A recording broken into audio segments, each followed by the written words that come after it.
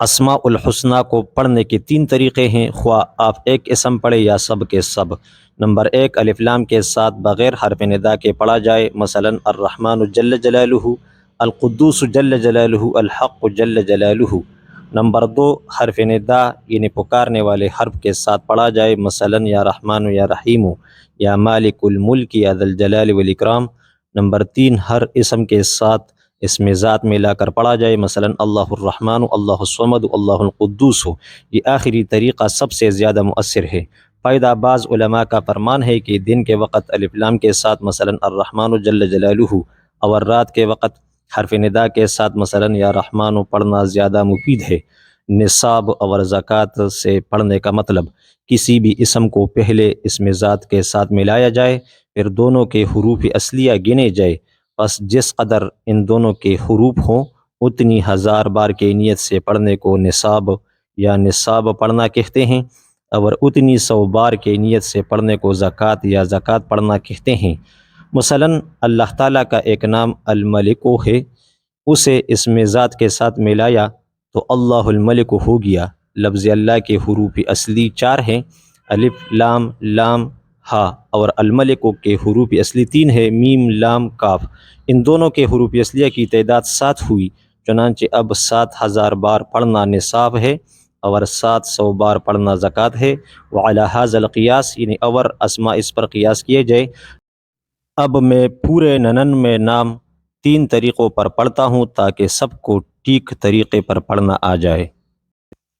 هو اللہ الذی لا الہ الا هو جل جلالہ، الرحمن جل جلالہ، الرحیم جل جلالہ، الملک جل جلالہ، القدوس جل جلالہ، السلام جل جلالہ، المؤمن جل جلالہ، المہیمن جل جلالہ، العزیز جل جلالہ، الجبار جل جلالہ، المتکبر جل جلالہ، الخالق جل جلالہ، البارئ جل جلالہ، المصور جل جلالہ، الغفار جل جلالہ، القہار جل جلالہ، الوہاب جل جلالہ، الرزاق جل جلالہ، الفتاح جل جلالہ، العلیم جل جلالہ، القابض جل جلالہ، الباسط جل جلالہ، الخافض جل جلالہ، الرافع جل جلالہ، المعز جل جلالہ، المذل جل جلالہ،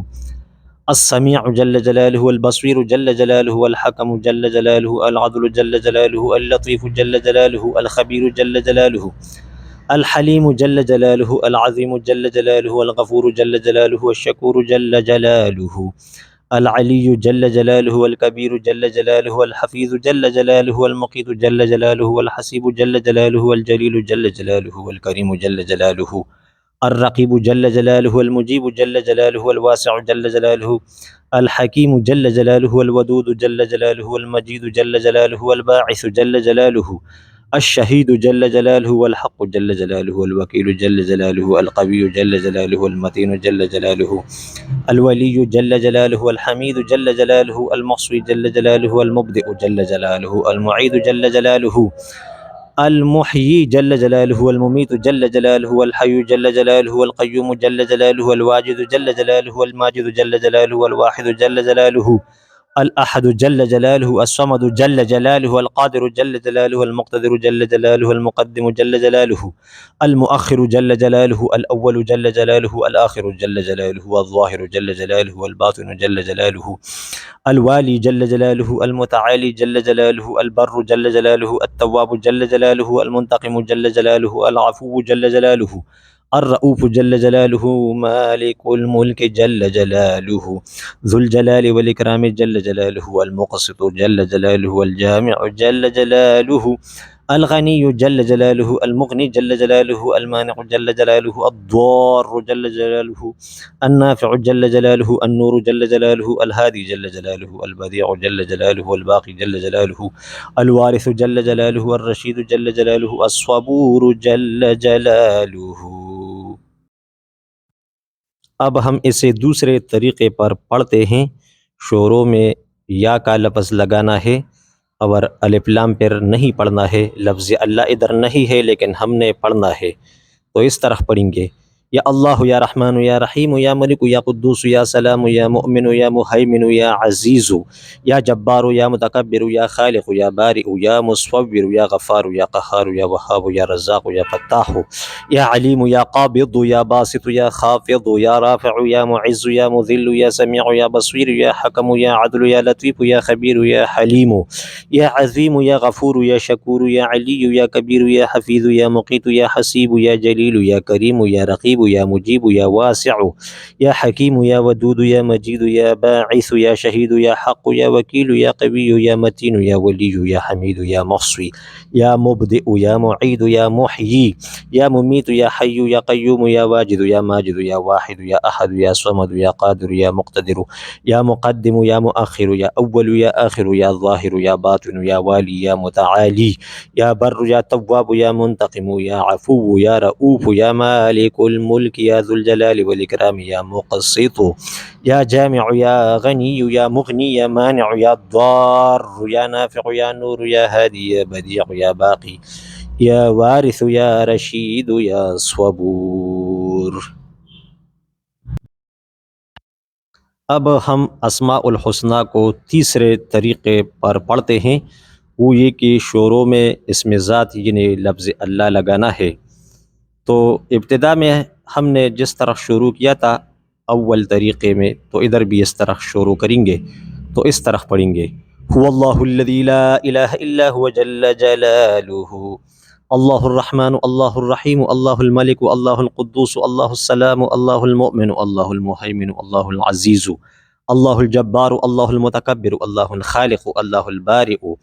اللہ المصور اللہ الغفار اللہ القہار اللہ الوہاب اللہ الرزاق اللہ الفتاح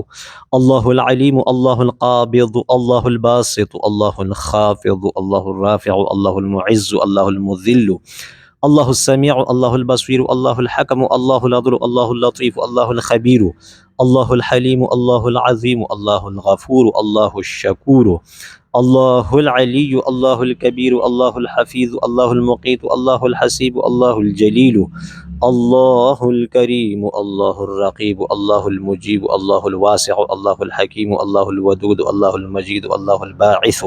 اللہ الشہید اللہ الحق اللہ الوکیل اللہ القوی اللہ المتین اللہ الولی اللہ الحمید اللہ المحصی